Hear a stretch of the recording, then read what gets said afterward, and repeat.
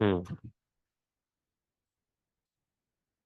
चलो, डिग्री देख लिया था कल, degree of carbon and hydrogen. नहीं हुआ था, ठीक है। अगर कोई कार्बन एक और कार्बन से जुड़ा है तो उसका डिग्री क्या होगा? 1 डिग्री। दो और कार्बन से जुड़ा है तो 2 डिग्री। और तीन और कार्बन से जुड़ा है तो 3 डिग्री। चार और कार्बन से जुड़ा है तो 4 डिग्री, है ना? और जो कार्बन का डिग्री होता है वही उससे जुड़े हाइड्रोजन का डिग्री होता है। अगर कोई कार्बन है और वो किसी भी दूसरे कार्बन से नहीं जुड़ा हुआ है, देन 1 डिग्री, है ना? अगर कोई कार्बन एक कार्बन से जुड़ा है तो भी वो 1 डिग्री है। और अगर कोई कार्बन एक भी दूसरे कार्बन से नहीं जुड़ा है तब भी वो क्या है? 1 डिग्री है। जैसे एग्जाम्पल के थ्रू समझते हैं, CH3OH है जैसे, है ना? इसमें ये कार्बन कितने और कार्बन से जुड़ा हुआ है? 0। तो भी इसका डिग्री क्या होगा? 1 डिग्री। अच्छा, 1 डिग्री हाइड्रोजन अगर आपसे कोई पूछे इसमें कितने होंगे? 3। 1 डिग्री हाइड्रोजन क्या है? 1 डिग्री कार्बन से जुड़े हुए हाइड्रोजन। ठीक है। अच्छा, हाइड्रोजन तीन टाइप के होते हैं, 1 डिग्री, 2 डिग्री और 3 डिग्री। 4 डिग्री हाइड्रोजन एग्जिस्ट नहीं करता, क्योंकि कार्बन अगर चार कार्बन से जुड़ गया तो फिर तो जगह ही नहीं है हाइड्रोजन जुड़ने की। तो यहाँ पे 1 डिग्री हाइड्रोजन कितने हैं? 3। और डिग्री केवल कार्बन से जुड़े हाइड्रोजन के लिए ही डिफाइंड होती है। ऑक्सीजन, नाइट्रोजन, सल्फर, इन ये अदर एटम से जुड़े हुए हाइड्रोजन का डिग्री डिफाइंड ही नहीं है। तो इसका डिग्री क्या है, ये क्वेश्चन बनता ही नहीं है, क्योंकि इसके लिए डिग्री डिफाइंड ही नहीं होती है। केवल कार्बन से जुड़े हुए हाइड्रोजन के लिए होती है। ठीक है। अब तो आप बता ही दोगे मुझे। बताओ फिर। यहाँ डबल बॉन्ड है, ये इस तरीके से बना दिया मैंने। पहले तो मुझे बताओ इस मॉलिक्यूल में कार्बन कितने हैं टोटल?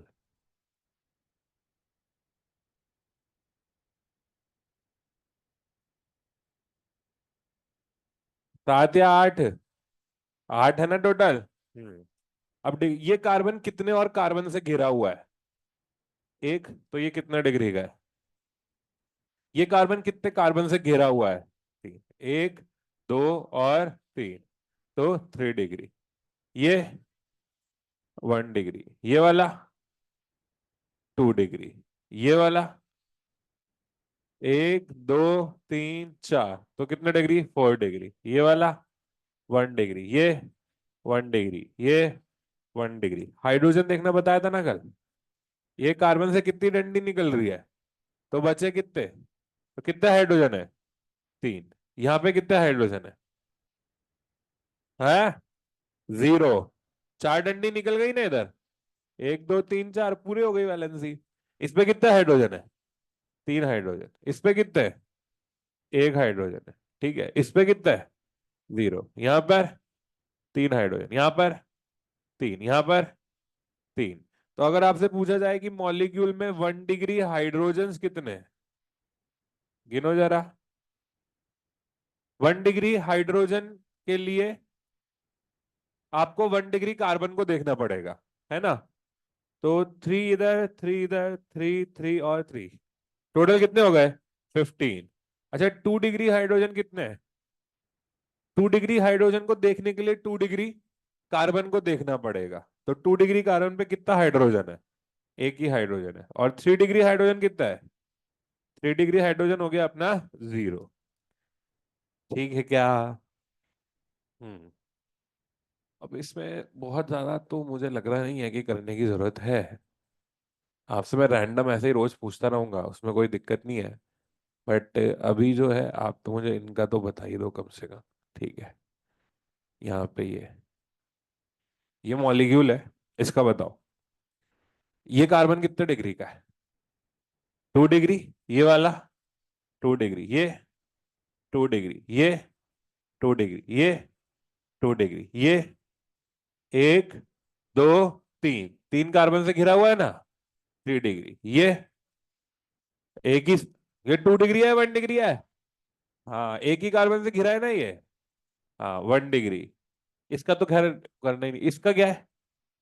एक और दो, 2 डिग्री। ये 1 डिग्री। ठीक है। इधर हाइड्रोजन, ठीक है, उधर तो लिखे हुए हैं। इस कार्बन पे कितना हाइड्रोजन है यहाँ पे? 0। इस कार्बन पे 1। यहाँ पर सब जगह 1 है क्या? अच्छा, बहुत बढ़िया। अभी मेरे को बताओ, इस मॉलिक्यूल में टोटल 1 डिग्री हाइड्रोजन कितने हैं? बताओ। 8 है ना? 1 डिग्री हाइड्रोजन को देखने के लिए 1 डिग्री कार्बन देखना पड़ेगा। तो 1 डिग्री कार्बन, एक ये रहा, एक ये रहा, एक ये रहा, 3 इधर, 3 इधर, 2 इधर, टोटल कितने हो गए? 8। इस मॉलिक्यूल में 2 डिग्री हाइड्रोजन कितने हैं? हाँ, 2 डिग्री हाइड्रोजन को देखने के लिए 2 डिग्री कार्बन को देखना पड़ेगा। तो 1, 2, 3, 4 और 5। ठीक है। और 3 डिग्री हाइड्रोजन कितना है इसमें? 0, क्योंकि 3 डिग्री कार्बन पे तो कोई हाइड्रोजन ही नहीं है। ठीक है। अरे बोलो। हाँ, एक आपके मॉड्यूल का क्वेश्चन है। ठीक है। उसमें आपसे ये वाला क्वेश्चन है इस तरीके से। इसमें पूछा है कि इसमें से कौन सा मॉलिक्यूल है जिसमें ओनली 2 डिग्री हाइड्रोजन है। तो जैसे इसको हम यहाँ पे बना देते हैं ऐसा CH2, एंड ये इस तरीके से। ठीक है। डिग्री बताते जाओ जल्दी जल्दी। इसकी तो अभी आपने बताई यार सब जगह। क्या डिग्री है इधर? 2 डिग्री। ये बीच वाले कार्बन की 3 डिग्री, इसका 3 डिग्री, और बाकी इधर भी सबका कितना डिग्री है? 2 डिग्री। वही सेम काम यहाँ पर है। बाकी सबका 2 डिग्री है, और इसका क्या है?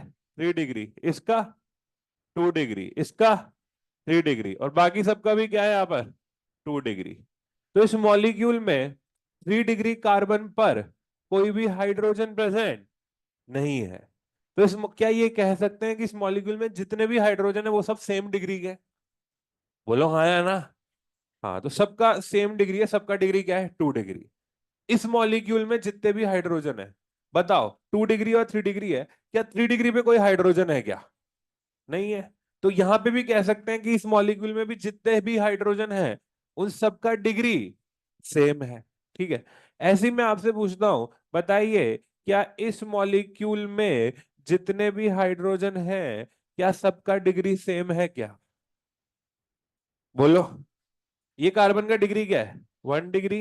इसका 3 डिग्री, इसका 2 डिग्री। तो यहाँ पे 2 डिग्री हाइड्रोजन भी है, और 1 डिग्री हाइड्रोजन भी है। ठीक है। ये मॉड्यूल का एक्सरसाइज 3 का क्वेश्चन है।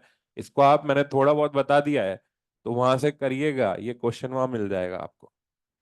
उसके बाद आती है degree of alcohol. Degree of carbon and hydrogen के बाद आता है डिग्री ऑफ एल्कोहल्स और हेलाइड्स। दोनों का डिग्री एक तरीके से ही देखते हैं। डिग्री ऑफ एल्कोहल या डिग्री ऑफ हेलाइड्स के लिए चेक डिग्री ऑफ कार्बन। जो भी कार्बन का डिग्री है वही अल्कोहल और हैलाइड का भी डिग्री है। जैसे आप देखिए, ये अल्कोहल मैंने बनाया। अब ये अल्कोहल जिस कार्बन से जुड़ा हुआ है, ये वाला कार्बन, इस कार्बन का जो भी डिग्री होगा वो अल्कोहल का डिग्री होगा। ये कार्बन कितने डिग्री का है? 2 कार्बन से घिरा हुआ है, 2 डिग्री। तो ये अल्कोहल का भी डिग्री क्या हो गया? तो ये अल्कोहल कितने डिग्री का अल्कोहल कहलाएगा? 2 डिग्री। ऐसे ही आपका ये इस तरीके से, मान लो अल्काइल हैलाइड में अल्काइल क्लोराइड ले लिया मैंने। ये अल्काइल क्लोराइड है। कितने डिग्री का क्लोराइड है ये? बोलो जल्दी। हाँ, क्योंकि ये जो हेलोजन जिस कार्बन से जुड़ा हुआ है, ये कितने डिग्री का कार्बन है? तो अल्काइल हैलाइड भी कितने डिग्री का हो गया? 3 डिग्री। सिंपल है ये भी, है ना? जो भी आपको पूछा गया है, अल्कोहल का डिग्री पूछा गया है या हैलाइड का डिग्री पूछा गया है, तो जो भी कार्बन का डिग्री होगा वही अल्कोहल और हैलाइड का भी डिग्री होगा।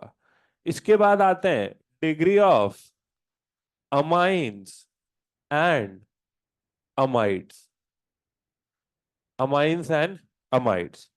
और इनका डिग्री ऐसे नहीं चेक करते। इसके लिए आपको चेक करना है number of carbon attach to nitrogen. जैसे एक ये कंपाउंड है, और इसमें पूछा है कि ये जो अमाइन है इसका डिग्री बताओ। हाँ, तो जनरली लोग इसमें गलती करते हैं कि बोल देते हैं इसको कि ये 3 डिग्री है सर। सर क्यों 3 डिग्री है ये? क्योंकि ये जो NH2 है ये 3 डिग्री कार्बन से जुड़ा हुआ है। बेटा अमाइंस का डिग्री चेक करने के लिए कार्बन का डिग्री नहीं देखना है, हमें यह देखना है कि नाइट्रोजन कितने कार्बन से जुड़ा हुआ है। ये नाइट्रोजन कितने कार्बन से जुड़ा हुआ है? एक कार्बन से ही जुड़ा हुआ है, इसलिए कितने डिग्री का अमाइन है? ये 1 डिग्री अमाइन है। ठीक है, अभी बताओ यहां पर ये जो नाइट्रोजन है ये कितने कार्बन से जुड़ा हुआ है? तो ये कितने डिग्री का अमाइन है? 3 डिग्री का। तो दोनों में डिफरेंस समझ में आ रहा है? अल्कोहल का degree depends on degree of carbon, but amines का degree depends on number of carbon. दोनों अलग अलग चीज है। ठीक है, ऐसे ही अमाइड का भी होता है। जैसे अमाइड हो गया ये C डबल बॉन्ड के बाजू में अगर नाइट्रोजन होता है तो उस फंक्शनल ग्रुप को क्या बोलते हैं? अमाइड। C डबल बॉन्ड के बाजू में नाइट्रोजन होता है, अभी फंक्शनल ग्रुप की बात करेंगे आज के लेक्चर में थोड़ी, लेकिन अभी के लिए जिसको नहीं पता है तो C डबल बॉन्ड के बाजू में नाइट्रोजन, उसको अमाइड बोलते हैं। अभी इसमें नाइट्रोजन कितने कार्बन से घिरा हुआ है? एक। तो ये जो अमाइड है ये कितने डिग्री का अमाइड हो गया? 1 डिग्री अमाइड हो गया। अगर मैं इसको ऐसा बना दूं C डबल बॉन्ड NH और ये इस तरीके से, तो अभी भी ये अमाइड ही है क्योंकि C डबल बॉन्ड के बाजू में नाइट्रोजन है। लेकिन ये कितने डिग्री का अमाइड है? 2 डिग्री, क्योंकि नाइट्रोजन कितने कार्बन से घिरा हुआ है? 2 कार्बन से। तो डिग्री कितनी हो गई इसकी? 2 डिग्री। तो 2 डिग्री अमाइड। इसमें एक मैं नोट लिखना चाहूंगा इस पॉइंट में कि 1 degree, 2 degree, 3 degree alcohols are same functional group, while 1 degree, 2 degree, 3 degree amines or amides are different functional group। ऐसा क्यों? देखिए, देखो ये 1 डिग्री अल्कोहल है, ये आपका 2 डिग्री अल्कोहल है, और ये आपका 3 डिग्री अल्कोहल है। इनको देखो केवल, ये 1 डिग्री अल्कोहल है, ये 2 डिग्री अल्कोहल है, बीच में OH जुड़ा है, और ये 3 डिग्री अल्कोहल है। इन सभी, और अमाइंस भी बना देता हूं, ये NH2 ये 1 degree amine, NH 2 degree amine, और N ये 3 डिग्री अमाइन।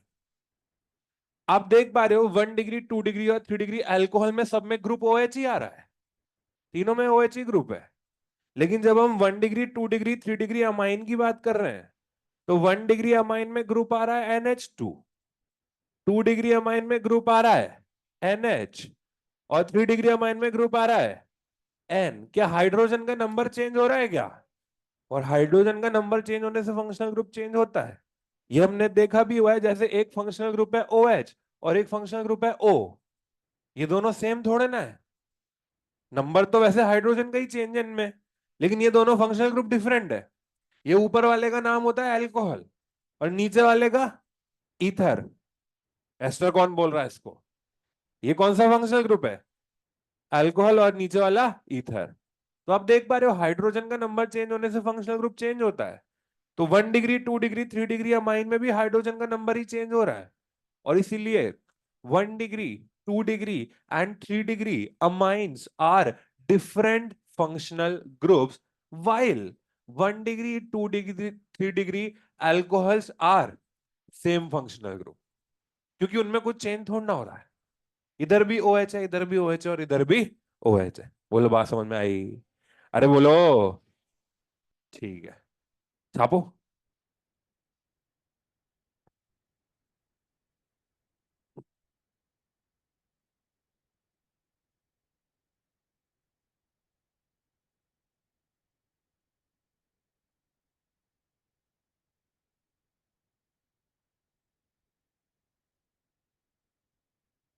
इनका रिप्रेजेंटेशन लिख लेंगे यहाँ पे। 1 degree amine is NH2, 2 degree amine is NH, और 3 डिग्री अमाइन इज N।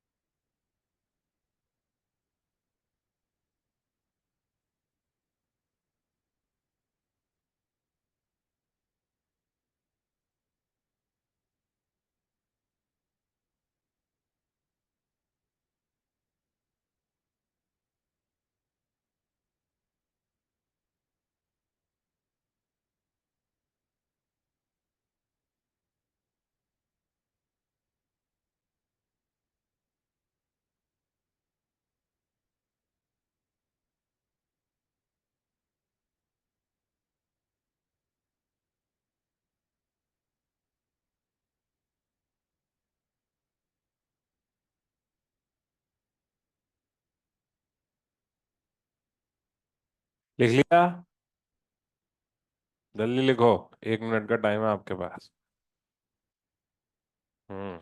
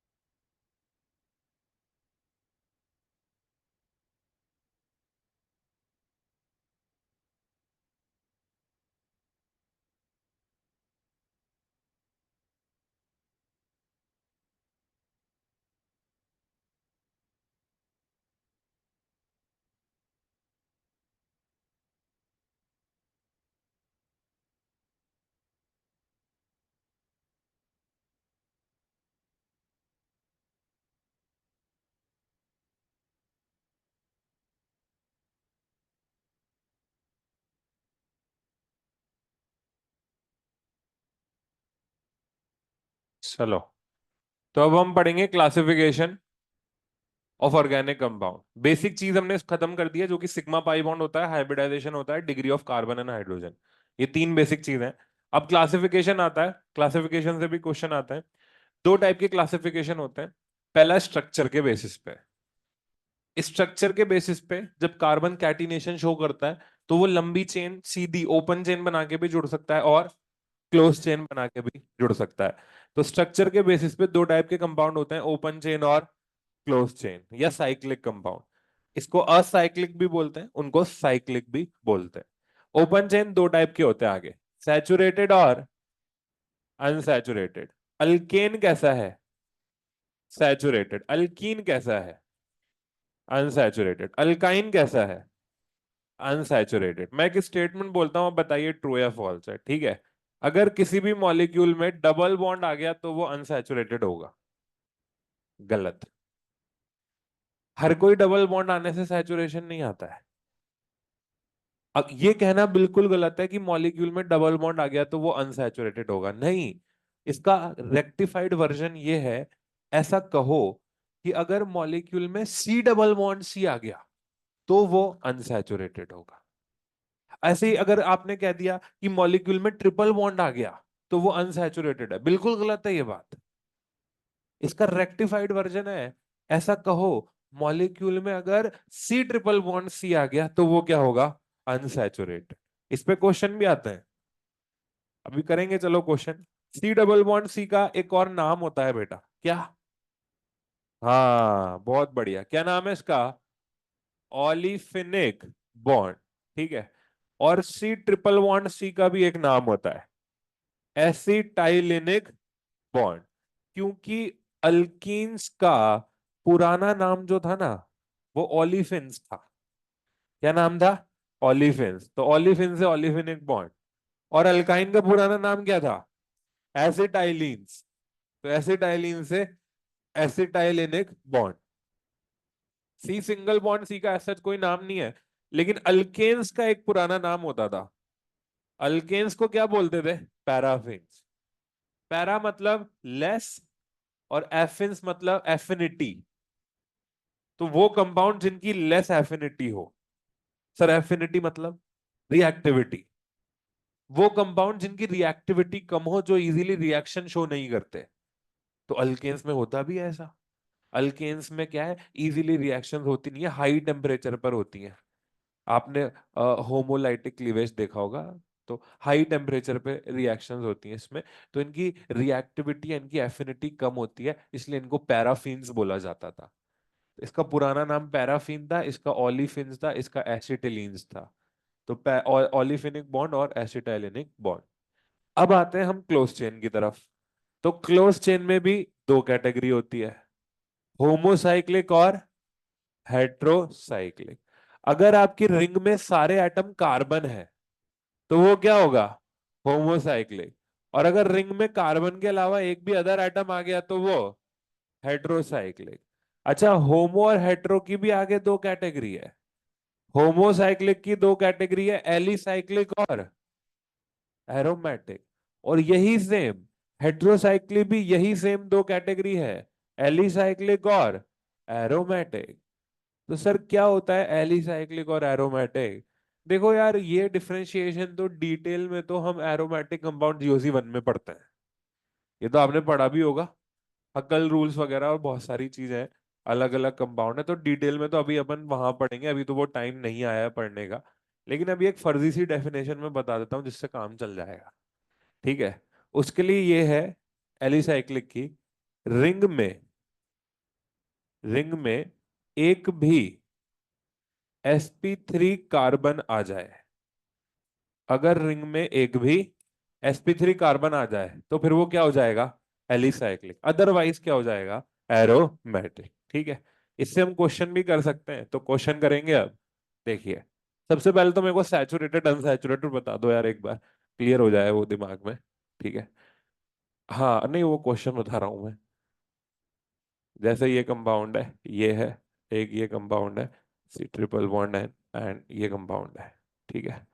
इसमें ये A, B, C और D, इसमें A कैसा है? पक्का? हाँ, B कैसा है? अनसैचुरेटेड। ठीक है? A आपका सैचुरेटेड है और B आपने बताया अनसैचुरेटेड है। C कैसा है? हैं? पक्का? हाँ, C कैसा है? सैचुरेटेड। और D कैसा है? हाँ, या अनसैचुरेटेड? सैचुरेटेड, क्योंकि इसमें भी कोई C डबल बॉन्ड C नहीं आ रहा है।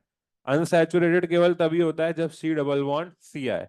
जैसे मैंने यहाँ पे ऐसा डबल बॉन्ड भी लगा दिया, अब ये कंपाउंड क्या हो गया? अनसैचुरेटेड। ठीक है? चलो, सिंपल है, बट ये कॉपी में होनी चाहिए यार, क्योंकि अभी तो आपको सिंपल लग रहा है, आज से 3-4 महीने बाद, 5 महीने बाद जब पढ़ोगे तो ये होना चाहिए कि हाँ ये याद रहे अपने को, है ना? चलो, तो अगला जो क्वेश्चन है, अगले क्वेश्चन में मान लो एक ये भी सिंपल क्वेश्चन लेते हैं यहाँ पर, एक कुछ इस तरीके से। यहाँ पर हमने डबल बॉन्ड लगा दिया, इधर CN लगा दिया, इधर COO CH3। ठीक है भाई? अभी इस कंपाउंड में मेरे को ये बताओ कि इस मॉलिक्यूल में, पहले तो बताओ कि कार्बन कितने हैं टोटल?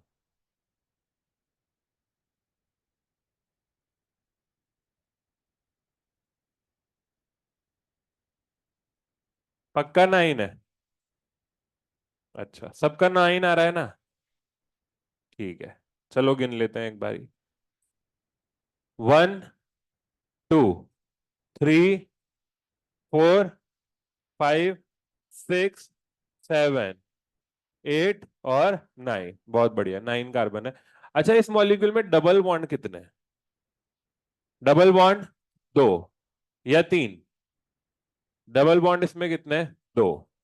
एक तो है C डबल बॉन्ड C और एक है C डबल बॉन्ड O। ठीक है? इस मॉलिक्यूल में ट्रिपल बॉन्ड कितने हैं? एक या दो? दो। C ट्रिपल बॉन्ड C और C triple bond N। CN को क्या पढ़ना है हमें? C triple bond N। तो ट्रिपल बॉन्ड कितने हैं? दो। इसमें ऑलिफिनिक बॉन्ड कितने हैं? ऑलिफिनिक बॉन्ड क्या होता है? Olefinic bond C double bond C, कितने हैं वो? एक ही है। ठीक है? और एसिटाइलिनिक बॉन्ड कितने हैं? एसिटाइलिनिक बॉन्ड भी एक ही है। एसिटाइलिनिक बॉन्ड होता है C ट्रिपल बॉन्ड C। ठीक है? एक स्टेटमेंट बोलता हूं, बताइए ट्रू है फॉल्स है। Every double bond is an olefinic bond. False. अच्छा, इसका उल्टा, every olefinic bond is a double bond. True, है ना? हर ऑलिफिनिक बॉन्ड डबल बॉन्ड होता है, पर हर डबल बॉन्ड ऑलिफिनिक बॉन्ड नहीं होता है। ठीक है? ऐसे ही एक स्टेटमेंट है, every triple bond is an acetylenic bond. False. And every acetylenic bond is a triple bond. True. हर ट्रिपल बॉन्ड एसिटाइलिनिक बॉन्ड नहीं होता, बट हर एसिटाइलिनिक बॉन्ड ट्रिपल बॉन्ड होता है। ठीक है? तो यही बताने के लिए ये क्वेश्चन मैंने कराया था। अब अगला जो क्वेश्चन इसमें पूछा जाता है, वो आपसे पूछा जाएगा होमोसाइक्लिक हेट्रोसाइक्लिक के बारे में। देखो भाई, यहाँ पर मैं ये कंपाउंड बना रहा हूँ,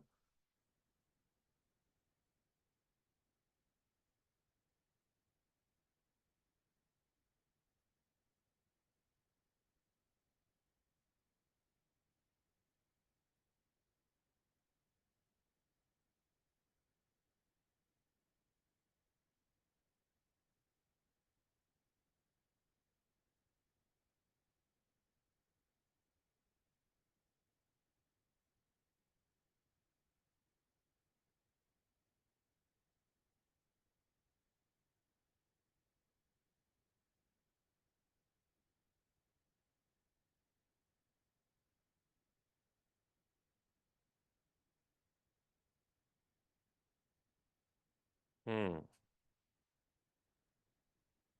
इस कंपाउंड के बारे में क्या क्या पूछा जा रहा है वो मैं यहाँ लिख रहा हूँ, उधर जगह नहीं है इसलिए, ठीक है। इसमें आपसे पूछा जा रहा है कि होमोसाइक्लिक कितने हैं वो बताइए, हेट्रोसाइक्लिक कितने हैं वो बताइए, और हेट्रो एलिसाइक्लिक कितने हैं ये बताइए, ठीक है। तो ये क्वेश्चन है हमारे, तीन चीजों पे हमें कमेंट करना है। होमो कितने हैं, हेट्रोसाइक्लिक कितने हैं, और हेट्रो एलिसाइक्लिक कितने हैं, ठीक है। सबसे पहले बताओ ए कैसा है, होमोसाइक्लिक है ना, तो ए को मैंने यहां लिख दिया होमो में। बी कैसा है, हेट्रोसाइक्लिक, ठीक है, तो बी हो गया अपना हेट्रोसाइक्लिक, ठीक है। सी कैसा है, होमोसाइक्लिक, ठीक है। डी कैसा है, हेट्रोसाइक्लिक। ई कैसा है, ई कैसा है देख लो एक बार, ई कैसा है, होमो। क्यों, यहाँ तो ओ आ रहा है ना, पर तो वो तो रिंग के बाहर है, हमें रिंग के अंदर ही देखना है। रिंग के अंदर अगर सारे एटम कार्बन है तो वो क्या होगा, होमोसाइक्लिक। एफ कैसा है, हेट्रोसाइक्लिक, एफ हो गया हेट्रोसाइक्लिक। और जी कैसा है हेट्रो, क्योंकि रिंग में एक ऑक्सीजन आ रहा है ना, तो ये भी कैसा हो गया, हेट्रोसाइक्लिक। तो ये हो गए अपने होमो और हेट्रो। अब पूछा है हेट्रो एलिसाइक्लिक, तो हेट्रो एलिसाइक्लिक देखने के लिए एसीई को तो देखना ही मत, क्योंकि एसीई तो हेट्रो है ही नहीं, वो तो होमो है। तो अब हमें देखना किसको है, बीडीजीएफ को। और सिंपल सी बात है, अगर रिंग में एक भी sp3 कार्बन आ गया तो फिर वो क्या हो जाएगा, एलिसाइक्लिक, ठीक है। अब आप देखो बी को, देखते हैं बी को। बी में रिंग में क्या एक भी sp3 आइटम आ रहा है, बोलो। अरे आ रहा है ना, सिंगल बॉन्डेड।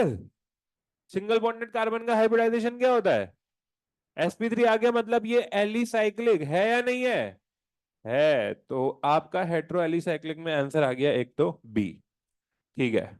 उसके बाद किसको देखना है, डी को। डी में ये कार्बन का हाइब्रिडाइजेशन, sp2, इसका, इसका sp2, इसका sp2, इसका sp2। यहां पर सारे कार्बन sp2 हैं, क्या रिंग में एक भी sp3 आइटम आ रहा है, मतलब ये एलिसाइक्लिक नहीं है, ठीक है। उसके बाद अगला किसको देखना है, एफ को। एफ का बताओ, क्या ये एलिसाइक्लिक है, नहीं है, क्योंकि sp2 sp2 sp2 sp2, इसमें भी एक भी sp3 एटम नहीं आ रहा है। अगला बताओ, क्या ये एलिसाइक्लिक है, क्योंकि यहाँ पे ये जो कार्बन है इसका हाइब्रिडाइजेशन क्या है, sp3। तो बी और जी ये दोनों हो गए आपके हेट्रोसाइक्लिक, हेट्रो एलिसाइक्लिक। अरे बोलो क्लियर है क्या। कई कई बार हेट्रो एटम भी पूछे जाते हैं, जैसे इसमें हेट्रो एटम कितने हैं, दो। इसमें हेट्रो एटम एक, इसमें हेट्रो एटम जीरो, इसमें हेट्रो एटम एक। ये बहुत फेमस क्वेश्चन है नर्चर का। हाँ कितने, एक या तीन, एक आ रहे हैं पक्का, तो मुझे तो ये एक दो तीन लग रहे हैं। हाँ, ये basically CH2 C double bond O and CH2 C double bond O and O। तो आप देख पा रहे हो ये दोनों ऑक्सीजन तो रिंग के बाहर हैं, रिंग के अंदर कितना एटम आ रहा है, केवल एक। तो हेटेरो एटम कितना है इसमें, एक। मैं लिख नहीं रहा, बट थोड़ी बहुत प्रैक्टिस और कर लेते हैं चलो, ठीक है। मेरे को एक बार, अभी क्या है तुम धीरे धीरे बोल रहे हो तो मेरे को कॉन्फिडेंस नहीं आ रहा। यहाँ पे बताओ जल्दी, ये क्या है, होमो या हेट्रो, होमो, ठीक है। अच्छा, ये क्या है, होमो या हेट्रो, ये क्या है, होमो, अभी भी होमो है। अच्छा ये होमो एलिसाइक्लिक है या एरोमेटिक है, एलिसाइक्लिक, क्योंकि रिंग में क्या आ गया इधर, sp3 आ गया, ठीक है। अच्छा एक जो है आपका, जैसे यहाँ पे ये बना देते हैं हम, इधर n और इधर ये होमो हेट्रो, कितने हेट्रो एटम है, तीन, हेट्रो है। अच्छा ये हेट्रो एलिसाइक्लिक है या एरोमेटिक है, एलिसाइक्लिक है। अच्छा यहाँ डबल बॉन्ड लगा दिया, अब बताओ ये एलिसाइक्लिक है एरोमेटिक है, अभी भी एलिसाइक्लिक है क्योंकि अभी भी sp3 आ रहे हैं। अच्छा यहाँ पे डबल बॉन्ड लगा दिया, अब अभी भी क्या है, एलिसाइक्लिक, क्योंकि अभी भी sp। अच्छा मैंने यहाँ यहाँ भी डबल बॉन्ड लगा दिया, अब ये क्या हो गया, एरोमेट, क्योंकि अब इसमें एक भी sp3 कार्बन नहीं है। अच्छा बेटा मैंने अगर मान लो यहाँ पे एक CH3 ग्रुप लगा दिया, अब ये एलिसाइक्लिक या एरोमेटिक, है, अभी भी एरोमेटिक है। बोले सर आपने sp3 लगा तो दिया, अरे वो तो रिंग के बाहर है, रिंग के बाहर से फर्क नहीं पड़ रहा है। बोलो समझ में आई बात? ठीक है, सिंपल बात है। अगर रिंग में एक भी sp3 कार्बन आ रहा है तो एलिसाइक्लिक, अदरवाइज एरोमेटिक। ठीक है, समझ आ गया? छापो।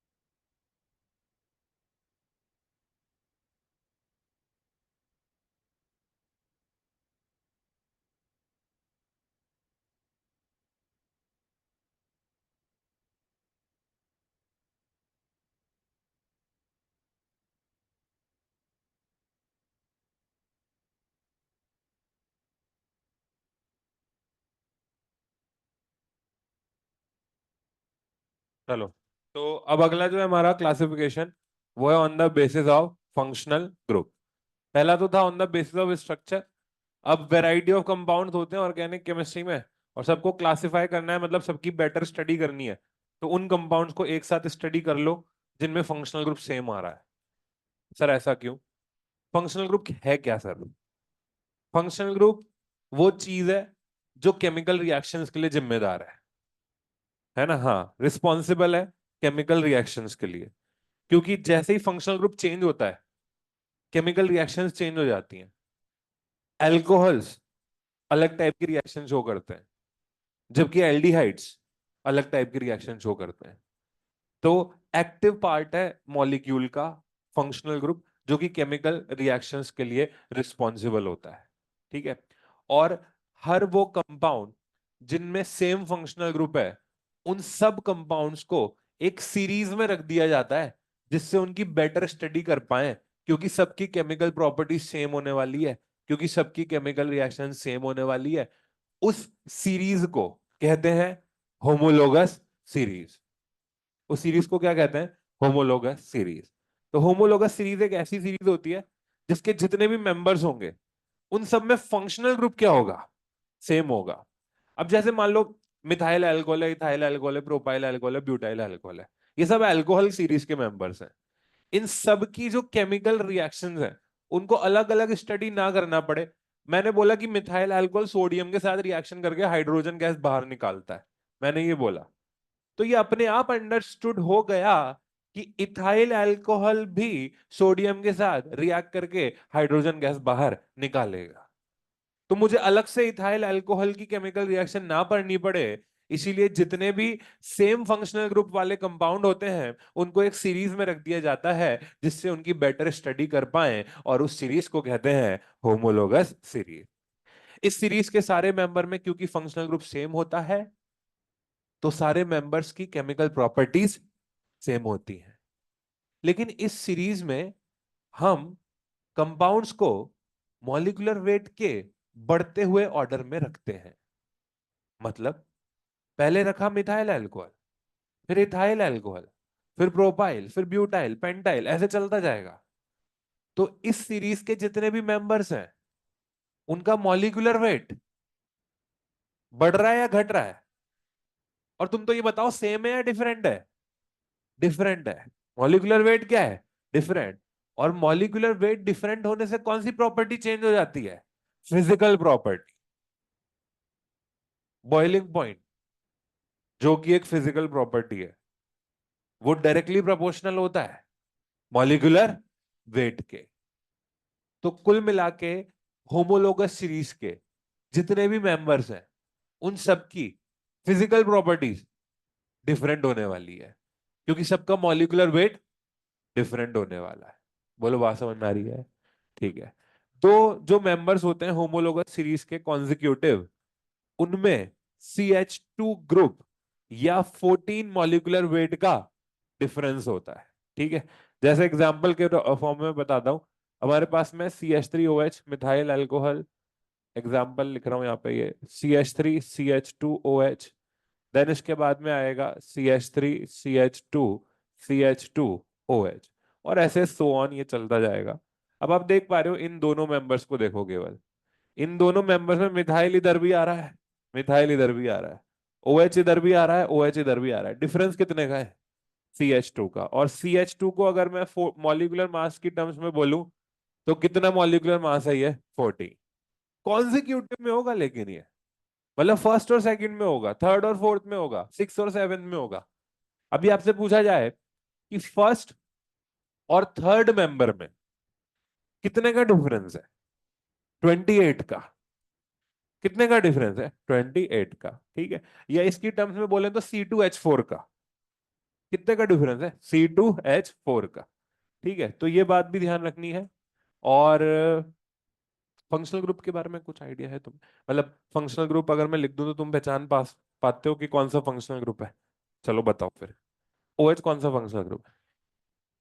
O ether. SH थायो अल्कोहल, थायो अल्कोहल। S थायो ईथर। है ना। अच्छा, CN, NC, SO3H, sulphonic acid. ठीक है। C double bond O OH, carboxylic acid. C double bond O OR, ester. दोनों सेम सेम से इसी का एक और भाई है, C double bond O OC double bond O। क्या है ये? एनहाइड्राइड, है ना। एसिड एनहाइड्राइड भी बोलते हैं और एनहाइड्राइड भी बोलते हैं। ये C डबल बॉन्ड बहुत खतरनाक चीज है।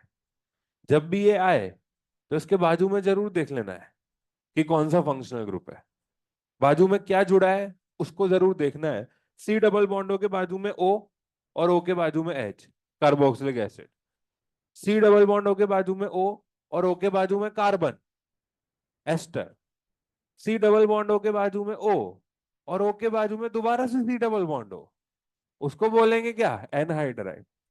C डबल बॉन्ड के बाजू में halogen, acid halide. C double bond के बाजू में नाइट्रोजन, अमाइड। ठीक है। C डबल बॉन्ड के बाजू में हाइड्रोजन, CHO। क्या है ये? एल्डिहाइड।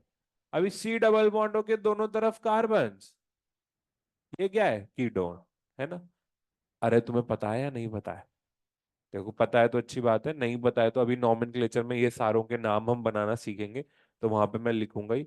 लेकिन अगर किसी को नहीं आता है, मतलब आप ग्रुप को देख के नहीं पहचान सकते हो कि कौन सा फंक्शनल ग्रुप है, तो मॉड्यूल में वो दे रखे हैं, एक बार जाके उसको कॉपी में लिख लेना अगर आपको नहीं पता है तो। बाकी ऐसे कोई दिक्कत की बात नहीं है, अभी नॉमेनक्लेचर में इन्हीं के नाम बनाएंगे तो ये वापस से आएंगे, ठीक है।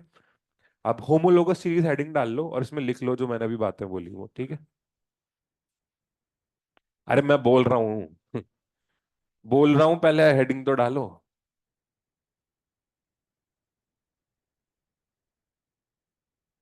अच्छा, ये जो मेंबर्स होते हैं होमोलोगस सीरीज के, ये क्या कहलाते हैं? होमोलोग्स। ठीक है, होमोलोग्स।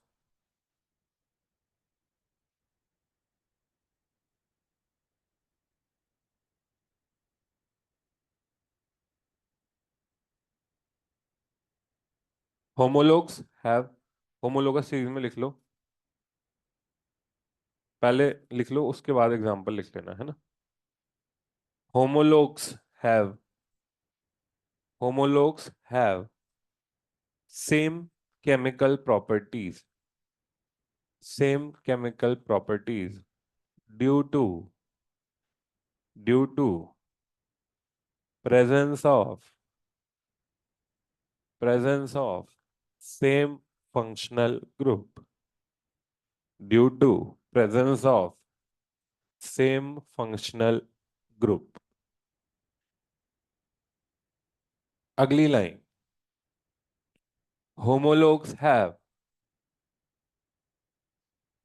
different physical properties, homologs have different physical properties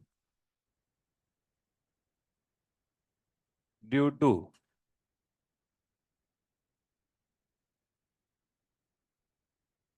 due to different molecular weight, due to different molecular weight। ठीक है, उसके बाद ये एग्जांपल लिख लो एंड देन एक क्वेश्चन करेंगे, ठीक है।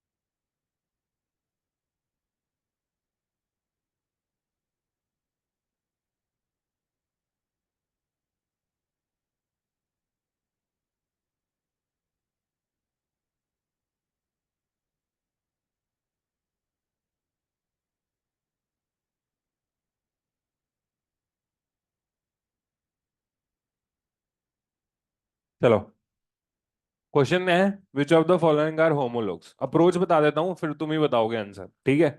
जब भी आपको ऐसा क्वेश्चन आए कि दो कंपाउंड एक दूसरे के होमोलॉग है या नहीं, तो उसके लिए दो कंडीशन चेक करनी है आपको।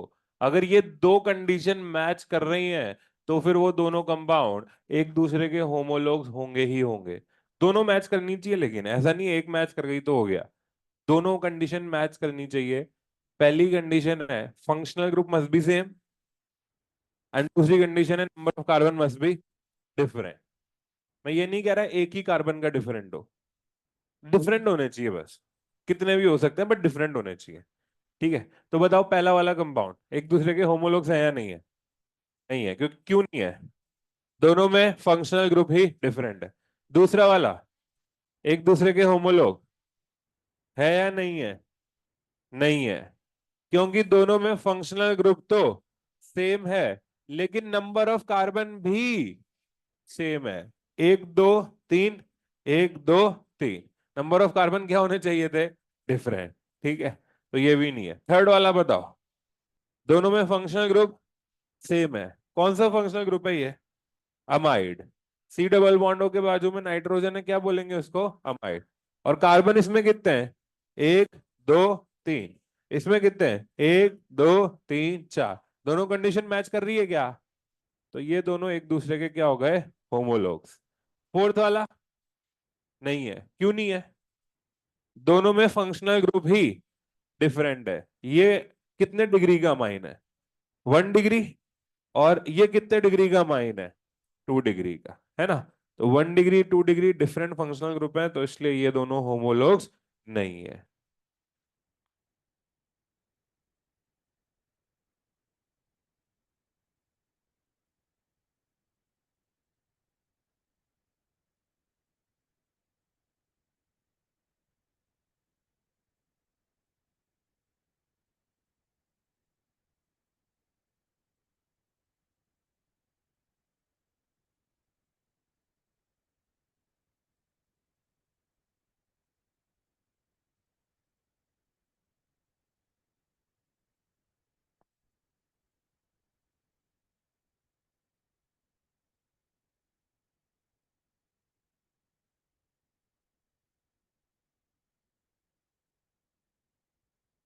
हम्म,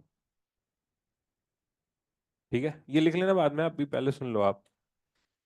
अ, अब हम बनाएंगे जनरल फॉर्मूलाज, ठीक है।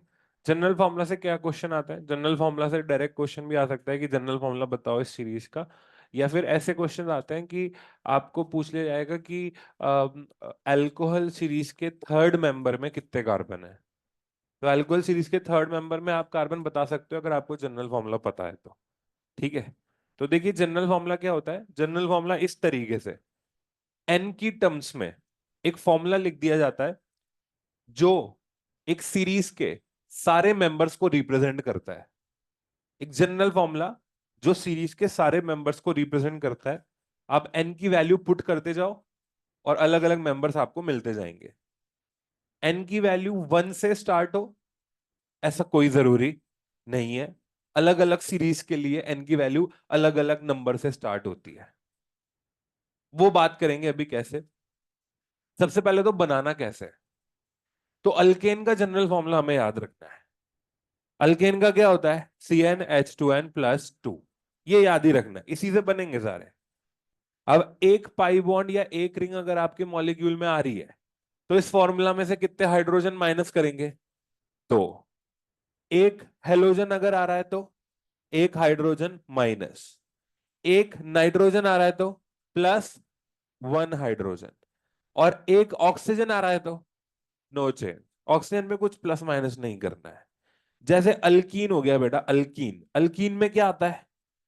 एक पाई बॉन्ड, और एक पाई बॉन्ड की वजह से कितने हाइड्रोजन माइनस करेंगे? तो अल्कीन का जनरल फॉर्मूला क्या हो जाएगा? CnH2n। अल्काइन में दो पाई बॉन्ड आते हैं, तो कितना माइनस करेंगे? -4। तो जनरल फॉर्मूला हो जाएगा CnH2n-2। यार अल्कीन, अल्केन और अल्काइन, इनका तो याद है ना आप लोगों को, है ना। ये याद होना भी चाहिए। अल्केन का CnH2n+2, अल्कीन का CnH2n, और अल्काइन का CnH2n-2। ठीक है, बाकियों का जनरल फॉर्मूला बना लेते हैं। एल्का डाइईन, अभी तुम ये एल्का पे फोकस मत करो, एल्क वर्ड को हटाओ तुम, क्योंकि एल्क तो आपको नंबर ऑफ कार्बन बताता है, केवल कितने, वो तो चेंज हो ही रहे हैं। आप ये डाइईन पे फोकस करो। डाइईन का मतलब दो डबल बॉन्ड, तो पाई बॉन्ड कितने आ रहे हैं इसमें? एक पाई बॉन्ड की वजह से कितने हाइड्रोजन माइनस करते हैं? दो। तो दो पाई बॉन्ड की वजह से कितने हाइड्रोजन? तो CnH2n+2 - 4, तो जनरल फॉर्मूला हो गया CnH2n-2। अब n का वैल्यू कहां से स्टार्ट होगा, ये देखने के लिए हमें फर्स्ट मेंबर बनाना पड़ेगा। फर्स्ट मेंबर में जितने कार्बन होते हैं, n का वैल्यू वहीं से स्टार्ट होता है। तो सर फर्स्ट मेंबर कैसे बनाए? उसकी एक कंडीशन है।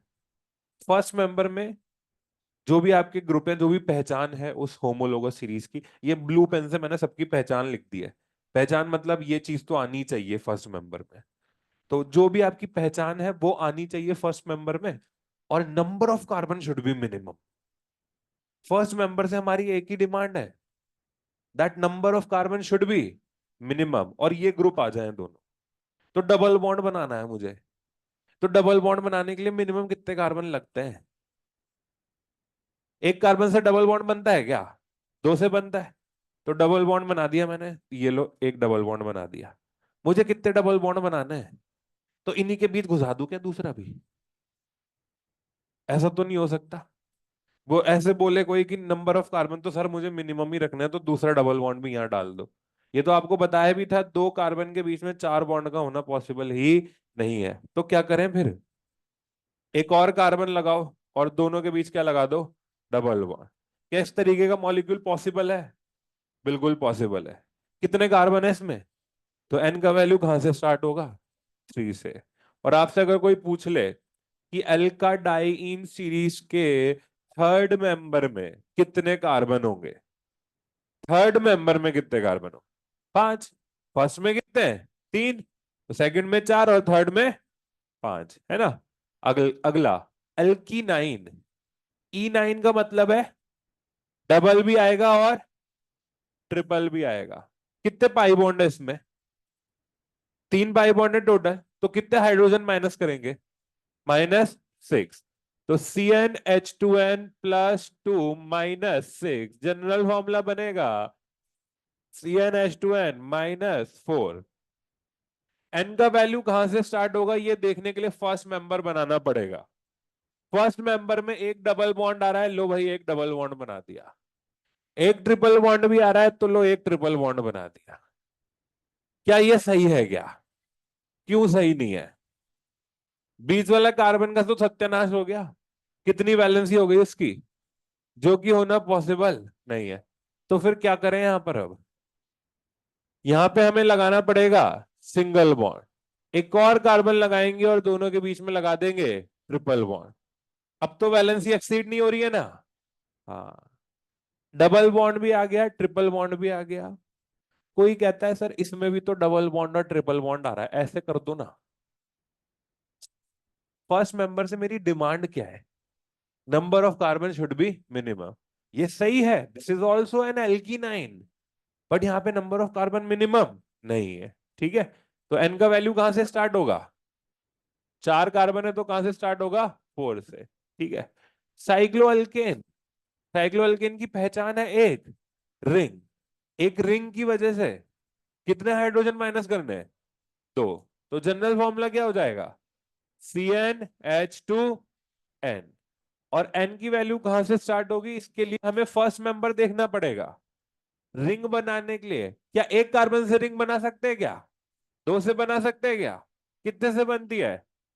तो यहां का जो फर्स्ट मेंबर है दैट इज साइक्लोप्रोपेन। और नंबर ऑफ कार्बन कितने उसमें? तो एन का वैल्यू स्टार्ट होगा 3 से। अल्कोहल। अल्कोहल के लिए पहचान है OH ग्रुप। OH ग्रुप आना ही चाहिए। अब ये बताओ कि ये OH ग्रुप अपने साथ कोई पाई बॉन्ड ला रहा है क्या? नहीं। तो कुछ माइनस नहीं करना।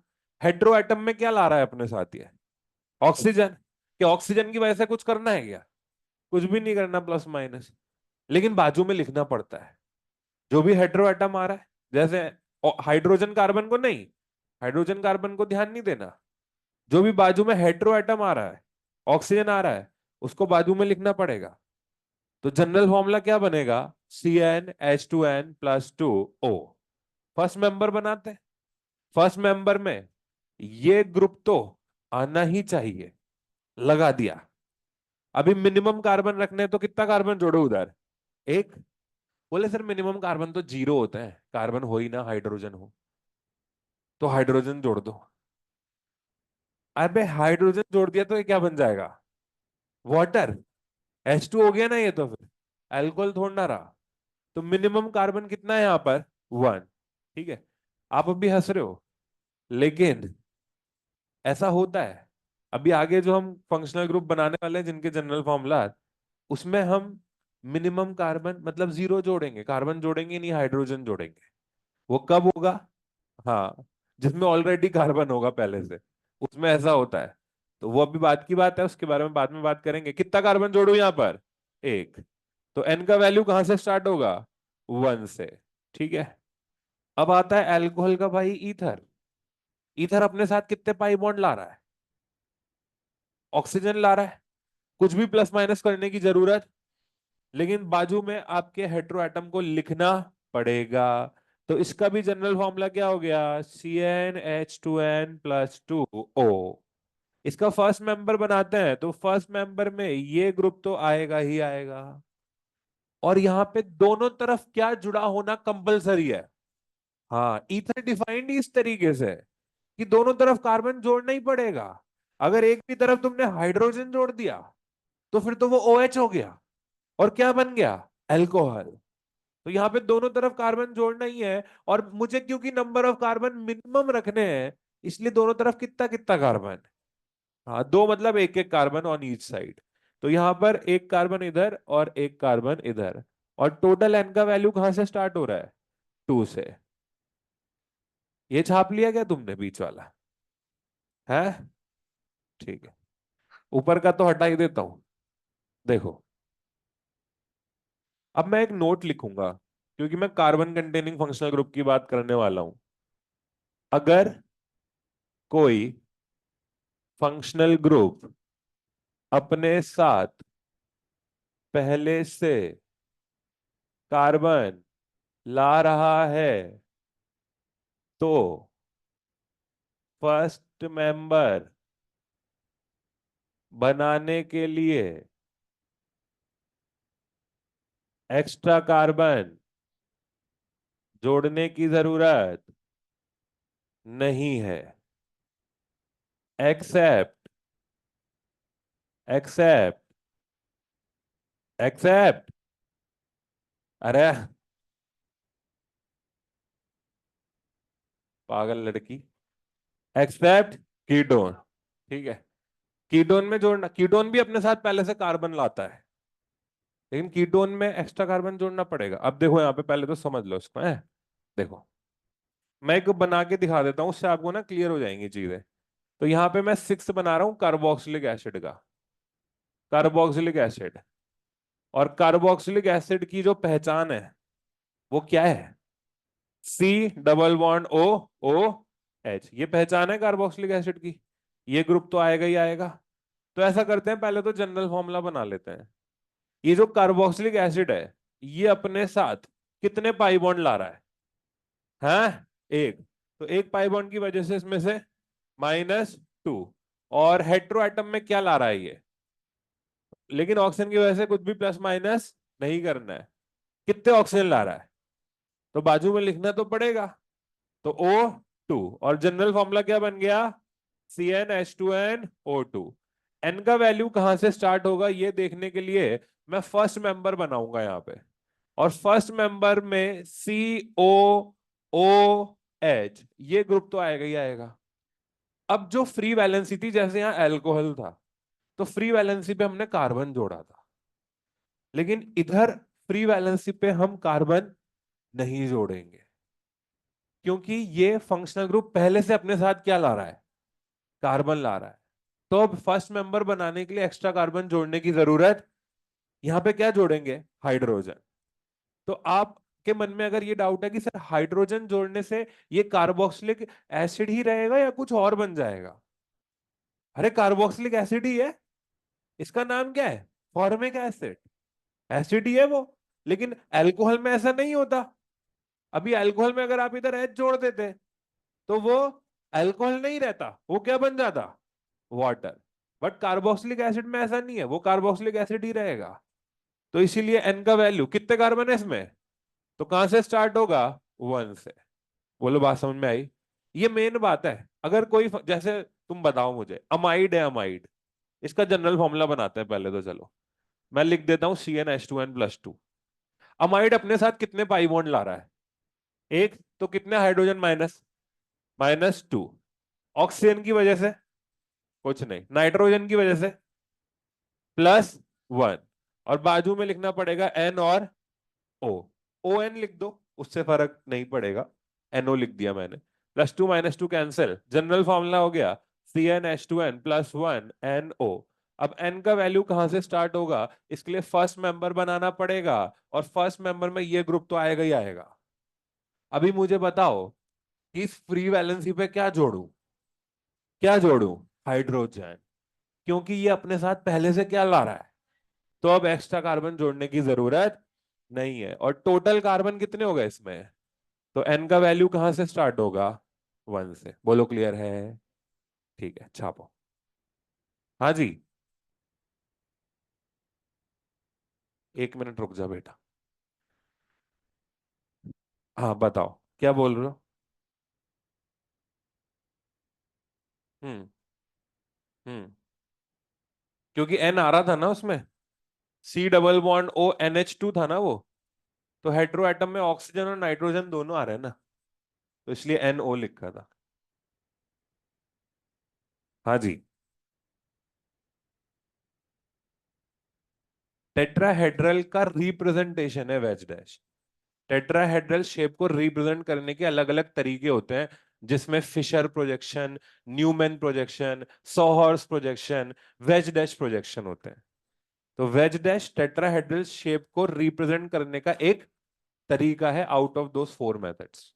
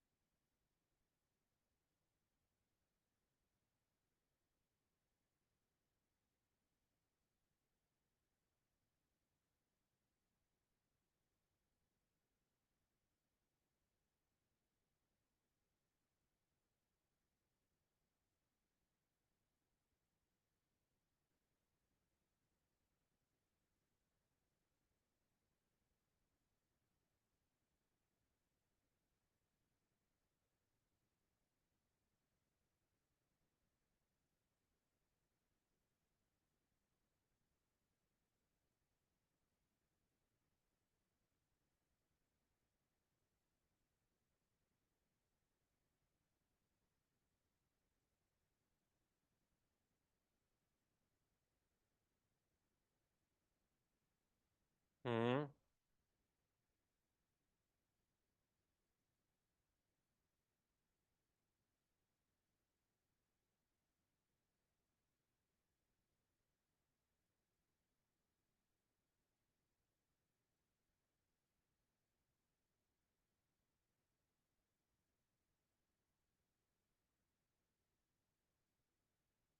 हम्म। क्या सेवन्थ? तुम करो ना उसको।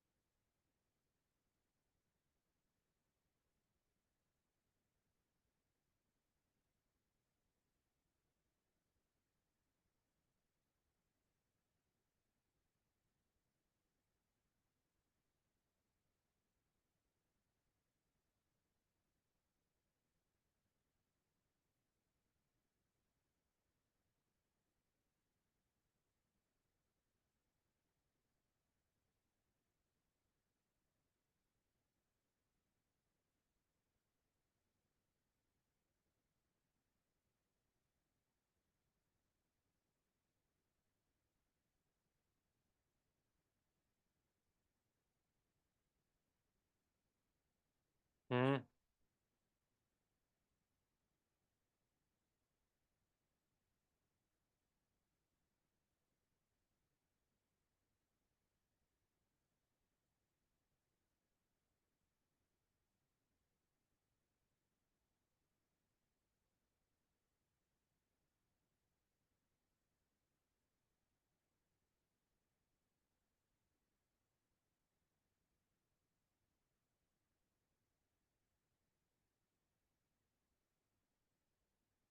एस्टर एल्डिहाइड कीटोन का बना लो, डिस्कस करके जाएंगे फिर, है ना? नहीं नहीं, कल नहीं, आज ही करेंगे। नहीं, होमवर्क नहीं है ये, अभी करेंगे। 2 मिनट की बात है यार, इसको फिर छोड़ देंगे तो कल लिखना पड़ेगा वापस।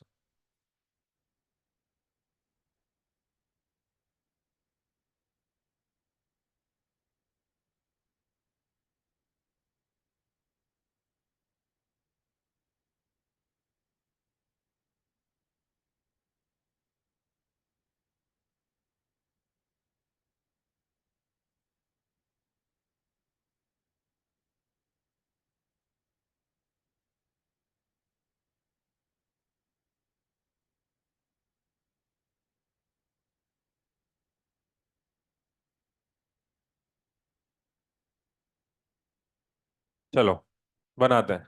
ठीक है। एस्टर का जनरल फॉर्मूला क्या बना है, पहले तो ये बताओ। CnH2nO2। क्योंकि एस्टर और कार्बोक्सिलिक एसिड ये दोनों भाई है। ये भी एक पाई, ये भी एक पाई ला रहा है। ये भी दो ऑक्सीजन, ये भी दो ऑक्सीजन। और जनरल फॉर्मूला में कार्बन और हाइड्रोजन को तो देखना ही नहीं है। तो इसका भी जनरल फॉर्मूला जो होगा वो होगा CnH2nO2। अब N का वैल्यू कहां से स्टार्ट होगा? एस्टर में देखो, ये ग्रुप तो आएगा ही आएगा। ये चीज, ये ग्रुप तो आएगा ही आएगा। नॉर्मली यहाँ पे R लिखते हैं। R मतलब कार्बन लिखते हैं। मैं और कार्बन बढ़ा भी सकता हूँ, ऐसा जरूरी नहीं है मिथाइल ग्रुप ही आता है, CH3 ग्रुप ही आता है। 2 कार्बन भी आ सकते हैं इधर। बट मैं कौन सा मेंबर बना रहा हूँ? तो इधर कार्बन मिनिमम रखे। अब यहाँ पे क्या जोड़ू फ्री वैलेंसी पे? हाइड्रोजन। क्योंकि ये अपने साथ पहले से क्या ला रहा है? कार्बन। तो फिर एक्स्ट्रा कार्बन जोड़ने की जरूरत नहीं है। और टोटल कार्बन इसमें आ रहे हैं 2, तो N का वैल्यू स्टार्ट होगा कहां से? 2 से। एल्डिहाइड का जनरल फॉर्मूला बताओ। CnH2nO। सबको समझ में आ रहा है ये कैसे आया? ठीक है। और कीटोन का भी जनरल फॉर्मूला क्या होगा? CnH2nO। दोनों भाई है ये। अल्कोहल ईथर भाई है। कार्बोक्सिलिक एसिड एस्टर भाई है, और एल्डिहाइड कीटोन भी भाई है, एक जैसे जनरल फॉर्मूला। ठीक है। अब इसमें N का वैल्यू कहां से स्टार्ट होगा वो देखते हैं। ये ग्रुप तो आएगा ही आएगा। बताओ यहाँ पे क्या जोड़ूं? H। क्योंकि ये पहले से अपने साथ क्या ला रहा है? कार्बन। तो N का वैल्यू कहां से स्टार्ट होगा इसमें? 1। अब वही बात अगर कीटोन की करूं, तो कीटोन भी पहले से अपने साथ कार्बन ला रहा है। लेकिन अगर आपने ये मानकर यहाँ पे किसी भी साइड अगर आपने हाइड्रोजन जोड़ दिया तो फिर तो वो कीटोन रहेगा ही नहीं। वो क्या बन जाएगा? एल्डिहाइड। कीटोन डिफाइंड इस तरीके से है कि दोनों तरफ क्या जुड़ा होना कंपलसरी है? कार्बन। और दोनों तरफ वैसे तो आप कितने भी कार्बन जोड़ सकते हो, लेकिन क्योंकि मैं फर्स्ट मेंबर बना रहा हूं इसलिए कितने कितने एक एक कार्बन जोड़ूंगा। और टोटल कार्बन हो गए हैं इसमें 3, तो एन की वैल्यू कहां से स्टार्ट होगी? 3 से। ठीक है। ओके। तो आज के लिए हम इतना ही पढ़ेंगे। और होमवर्क आज नहीं दे रहा हूं मैं, अगले लेक्चर से आपको होमवर्क देना स्टार्ट करेंगे। और